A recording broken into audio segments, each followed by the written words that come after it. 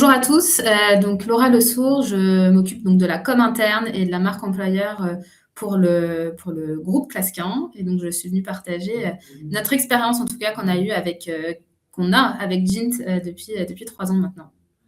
Eh bien, merci Laura.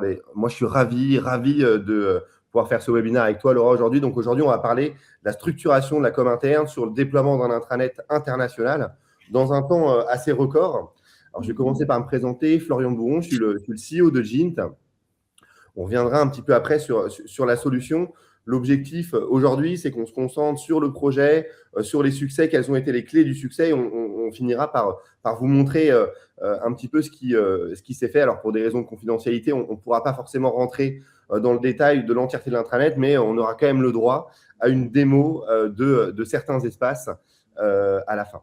N'hésitez pas à poser vos questions, à rester jusqu'au bout et on va essayer de passer un bon moment, de vous donner un petit peu tout ce retour d'expérience pour vous apporter un maximum de clés. Si ça veut bien marcher. Alors, on va commencer par parler un petit peu du contexte, ce qui a déclenché le projet, comprendre un petit peu le besoin et voir en quoi la solution a répondu à ce besoin. Ce qui va être très important, c'est de comprendre la conduite du projet. Quelles ont été les clés de succès sur tout ce projet entre le début, le cadrage et finalement l'exécution jusqu'au go live. Bien comprendre les usages et les fonctionnalités clés qui ont permis le succès de cette digital workplace, de cet intranet international. On reviendra sur les résultats et les indicateurs, hein, comment on a mesuré le succès de cet intranet. Et ensuite, ce qu'on retient à la fin, les key findings. Et n'hésitez pas, comme je vous l'ai dit, à poser vos questions tout au long de l'intranet. Donc, Laura, on va commencer. Est-ce que tu peux nous présenter en quelques mots Clasquin ? Oui, bien sûr. Donc Clasquin, on a un groupe français, un groupe lyonnais dont le siège est basé à Lyon et on est organisateur de transport international. Donc aujourd'hui, on compte un peu plus de 1700 salariés qui sont répartis dans plus de 25 bureaux et dans plus de 25 pays, pardon, et dans 85 bureaux.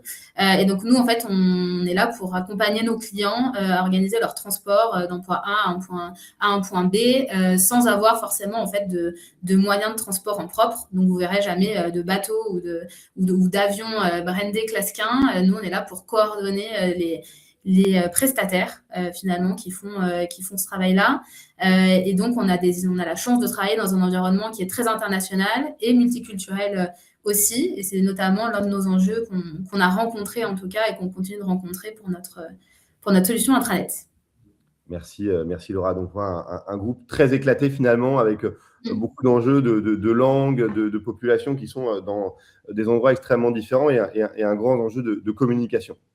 Alors, très rapidement, pour parler de Gint. Alors, Gint, c'est une nouvelle marque. On est anciennement Mosaic 365, donc une solution, un éditeur de solutions logicielles qui a pour cœur d'améliorer les solutions de Microsoft et finalement d'apporter la meilleure expérience digitale aux collaborateurs. Donc, on déploie des solutions de digital workplace, notamment avec nos solutions principales qui sont donc des intranets sur SharePoint, sur Teams et en web, et tout un tas de solutions qu'on va retrouver autour, notamment avec des solutions de traduction pour créer des pages en multilingue, solutions de newsletter, une application mobile en marque blanche pour les populations de terrain et de siège avec ou sans licence Microsoft, et bien sûr des solutions agentiques autour de l'IA pour améliorer la productivité, la recherche et la création de contenu. On est donc aujourd'hui basé à Paris et à Montréal. On est à peu près une cinquantaine de collaborateurs, 100% indépendants, donc société française, avec un peu plus de 300 clients et bien sûr un partenariat historique avec Microsoft. Vous pouvez nous retrouver sur la marketplace, vendu par les sales Microsoft et bien sûr certifié partenaire Microsoft. Alors, on va commencer par le contexte de départ. Est-ce que tu peux nous mettre un peu en lumière le contexte de ce projet et la situation chez Clasquin par rapport à l'intranet et la communication interne ? Ouais. Alors, à savoir qu'au début, en tout cas chez Clasquin, la com on va dire, se réduisait vraiment à la com interne. Donc, il n'y avait pas forcément de com externe, etc. C'était beaucoup de com interne et de réseau. Mais la com interne, chez nous, reposait sur un intranet qui était déjà existant, qui était développé aussi sur du Microsoft 365, donc SharePoint, mais qui n'était pas du tout aussi poussé. et qui était beaucoup plus basé sur la partie documentaire. Donc finalement, le point vraiment principal qui nous a amené à vouloir ce changement sur notre intranet, c'est le fait de vouloir le penser davantage comme un outil de communication plus que comme la base documentaire. Alors la base documentaire est très importante et c'est ce qui fait aussi le nerf de la guerre pour créer du trafic sur l'intranet et créer du trafic sur les actualités et la partie animation, bien sûr. Mais pour autant, aujourd'hui, on voulait passer en tout cas à ce moment-là, on voulait passer le step suivant. Donc on avait des attentes sur la partie vraiment animation et aussi du coup sur la partie design du site. Et sur les fonctionnalités, parce on se retrouvait relativement bloqué, en tout cas par les fonctionnalités natives de SharePoint, et on avait cette volonté d'évoluer. Voilà. Très bien. Est-ce que tu peux nous parler un petit peu des irritants? Donc, comment vous vous êtes rendu compte de ça? Est-ce que c'est venu du terrain? Est-ce que c'était vraiment une volonté dès le début? Et finalement, quelles étaient les grandes douleurs que tu rencontrais à travers cet intranet historique? Clairement, ça venait du terrain, c'est-à-dire qu'on avait des retours de nos équipes qui étaient en manque d'informations du groupe. Les informations venaient tout le temps en fait du management local, des personnes de nos managers qui étaient sur place et qui font très bien leur travail de com descendante finalement, mais peu d'interaction entre le groupe et l'ensemble de nos bureaux. Donc ça, c'était le premier point. Le deuxième, c'était aussi que la com n'était pas très personnalisée en fonction de son implantation géographique. Donc c'est-à-dire que typiquement, on avait des personnes en Chine qui pouvaient tomber sur des coms en français. Et d'un point de vue de l'expérience, c'est vraiment pas quelque chose qui était agréable pour eux. Et du coup, ça freinait finalement l'utilisation de l'intranet. Donc, c'était quand même beaucoup de données qui remontaient du terrain. Bien évidemment, c'était des données qui venaient aussi de nous, hein, bien sûr, parce qu'on était assez bloqués au niveau de la com. On ne pouvait pas faire grand-chose finalement d'un point de vue du back-office. Tout reposait aussi sur l'équipe IT. Et c'était aussi prenant pour eux que pour nous dès qu'on voulait faire des évolutions sur l'intranet. Donc ça, c'était vraiment un point.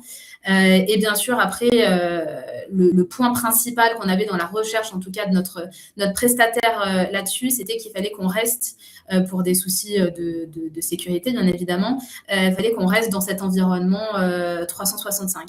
Donc ça, c'était vraiment le point qui n'était pas négociable dans la recherche de notre prestataire. Ok.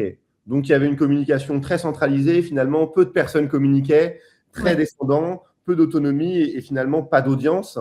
Donc, une expérience qui était dégradée. Alors, qu'est-ce qui a déclenché finalement le fait de lancer ce projet? Et ben, le besoin terrain, en fait, est remonté jusqu'à la direction. Donc, nous, bien évidemment, on faisait ce chemin-là de le faire remonter. C'est notre rôle. Mais c'est remonté directement, en fait, finalement, par nos patrons de pays, directement à notre direction à Lyon. Et la direction a jugé qu'on était, ça y est, assez mature, finalement, pour pouvoir avoir différents contributeurs dans le monde entier et donner la parole finalement à tous plutôt que de la centraliser. Donc vraiment aujourd'hui notre intranet il est vraiment construit de cette manière, c'est que les personnes qui contribuaient sur la partie documentaire contribuent aussi maintenant à l'animation et à la communication de leur population. Donc c'est le besoin terrain qui est remonté au niveau stratégique et aussi on a eu des forts enjeux au niveau de la croissance. On a racheté une entreprise de plus de 500 salariés et il nous fallait une solution dans laquelle on était à l'aise pour les intégrer. Donc, c'était aussi un fort enjeu. Aujourd'hui, on le voit de plus en plus. C'est un énorme enjeu d'aller convaincre sa direction. On a besoin d'apporter des ROI assez forts. Aujourd'hui, tu dirais que entre cet élément déclencheur, finalement, qui est une acquisition, qui est un élément déclencheur important pour se dire, oui, on a besoin d'un outil qui rassemble les gens, où les gens vont pouvoir retrouver des informations et finalement adhérer à un projet commun, et les remontées terrain. C'est quoi l'élément qui t'a permis le plus d'aller convaincre ta direction de lancer ce projet-là par rapport à un autre projet? Alors déjà, on a la chance d'avoir une entreprise qui est très tournée sur l'humain. Donc, l'engagement des salariés est important. Et aussi, du coup, on a beaucoup de salariés qui ont beaucoup d'ancienneté. Donc, les remontées de nos équipes sont toujours écoutées. Donc ça, c'est un premier point. C'est que je pense qu'aussi, il y a aussi la vision du groupe qui est importante. Et c'était le fait de vouloir vraiment créer ce lien d'appartenance-là. Et après, on ne va pas se le cacher, c'est aussi de la création de business. Hein. C'est créer des synergies entre nos bureaux pour mieux travailler ensemble, avoir accès au plus d'informations possibles qui permettent finalement de continuer à croître. Donc, bien sûr, l'argument business laisse pas planer de doute, en tout cas, sur ce besoin-là. Il marche toujours bien. Bon, on verra à la fin comment on arrive à prouver le ROI, à prouver derrière qu'on met de l'usage. Et bien sûr, l'outil est une part, mais la grosse part, et ça c'est aussi le sujet d'aujourd'hui, c'est comment on le met en place, comment on arrive à bien cadrer et à faire en sorte qu'il y ait de l'usage. On peut avoir le meilleur outil du monde, si jamais le projet n'est pas bien mis en place et que derrière on n'a pas créé les bons processus et le bon run, et ben finalement on met un coup d'épée dans l'eau et on va voir comment tu as réussi et comment tout Clasquin ont réussi à mener ce projet avec